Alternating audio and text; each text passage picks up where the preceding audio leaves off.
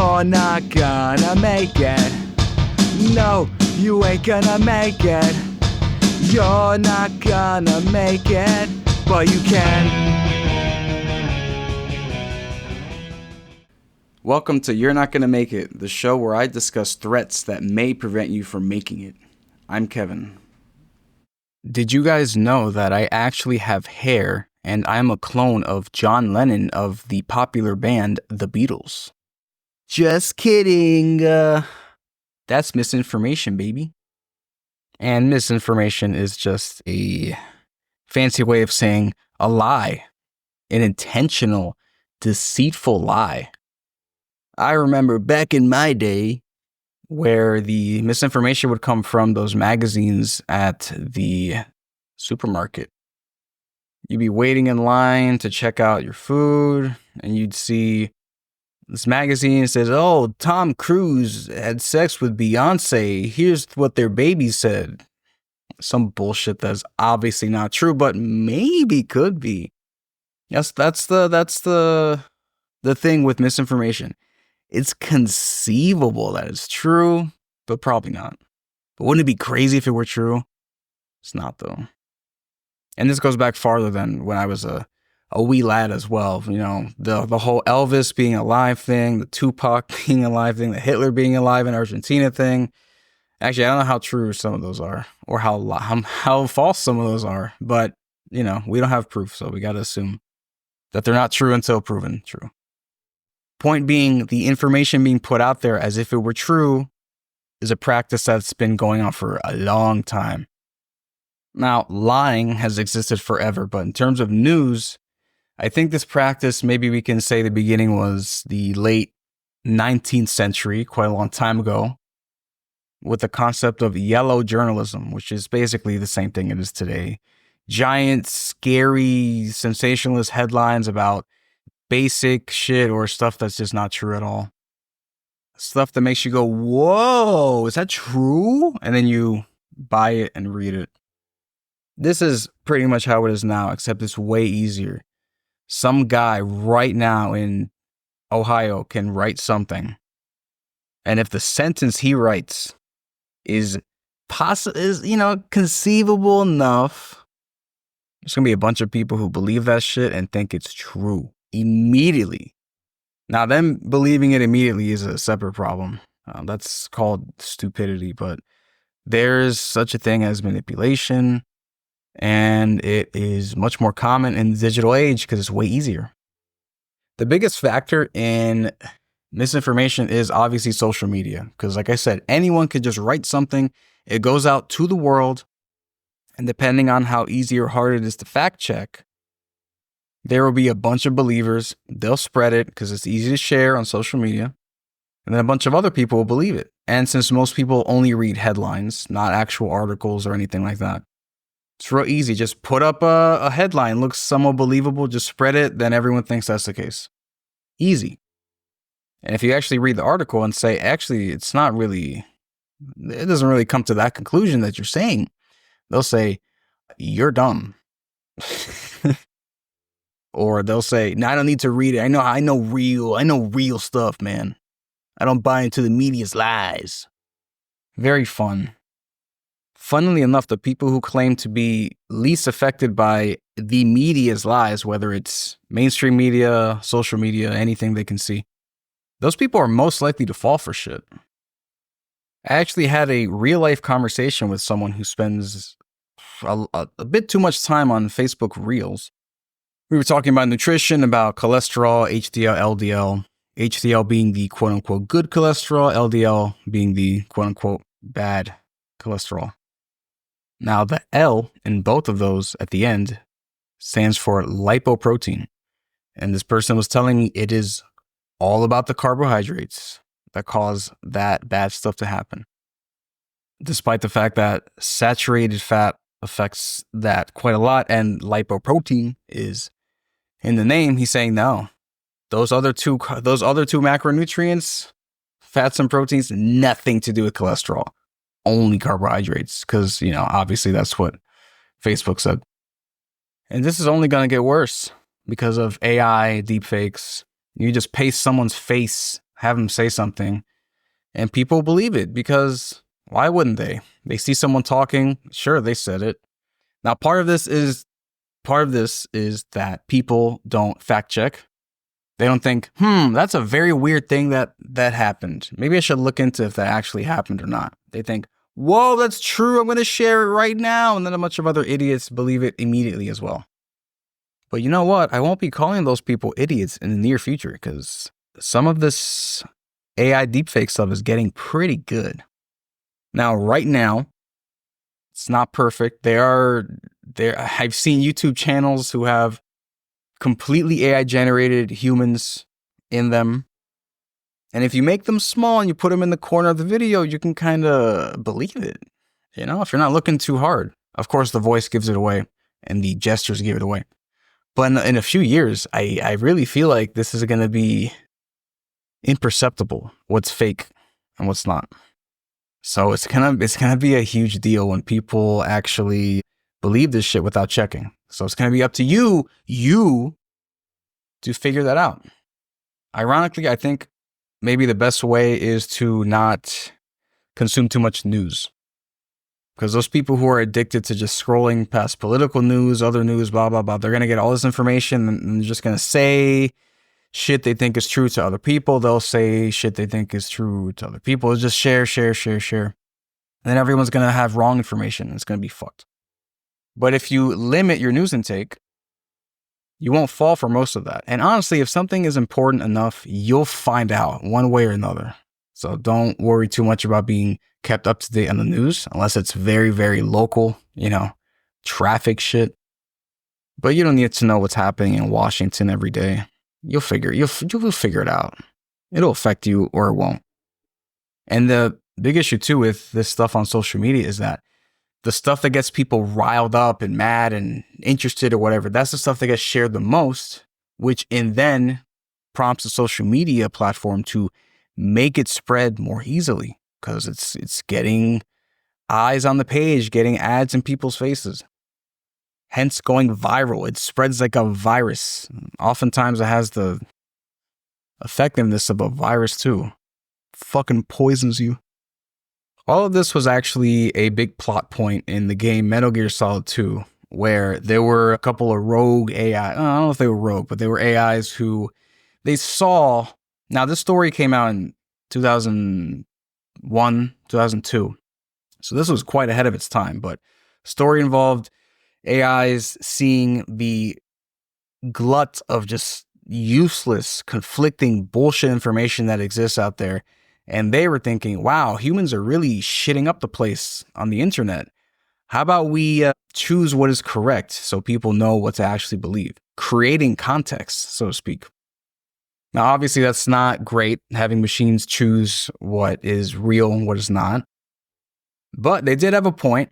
Humans are definitely putting a bunch of conflicting bullshit online, and all that's being preserved. So if you want to look for something, it's nigh impossible because it's all bullshit, depending on the subject. And what this does is, in recent years, people have been trusting news sources less and less and less. Or rather, mainstream media, traditional news stuff.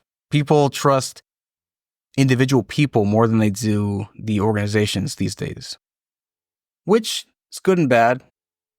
A lot of organizations are paid for by certain interests and they can lead you down a wrong path. But if you follow one specific person, well, it doesn't take an organization to sway them if they want to sway you a certain way. So be careful with that too. But yeah, I totally understand people, like CBS or something.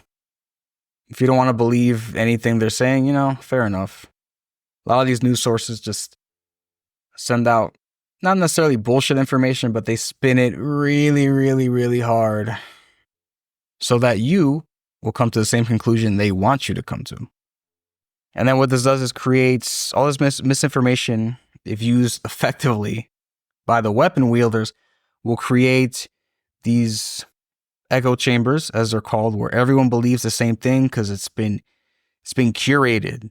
The specific bit of misinformation has been curated, so now everyone believes the same shit and the same wrong shit.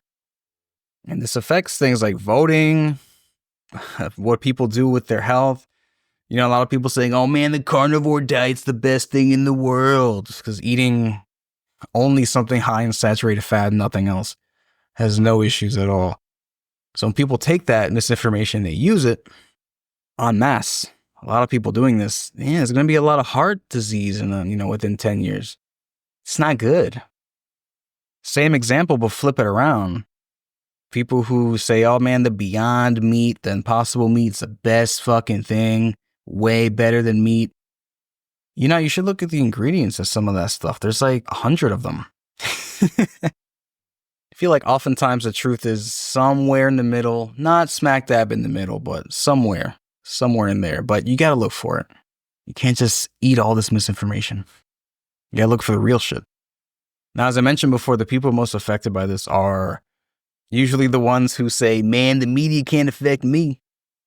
Usually the media does, in fact, affect them a lot. A lot of older people who don't know how to fact check properly. They're just used to, back in the day, they listened to the news and what they said was true. That mindset is carried over a lot these days. And a lot of older people, they read something online.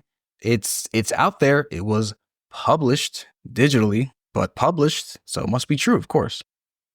So they spread a lot of that. Young people spread a lot of stuff, mostly because of confirmation bias. They're like, oh, wow, that lines up with what I think. Yeah. Let's share this news. It's true because I believe it already.